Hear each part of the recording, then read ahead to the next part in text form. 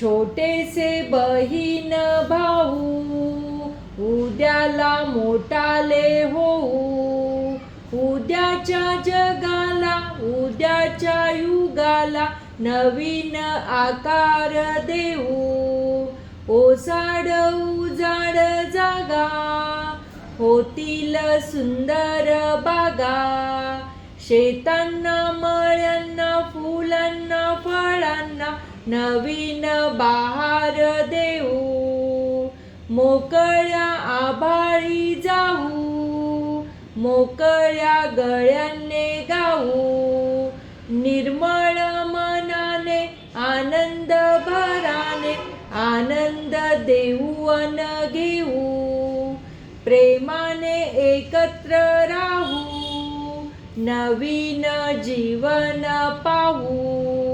अनेक देशांचे भाषांचे वेशांचे अनेक एकच होऊ. लेखक वसंत बापट.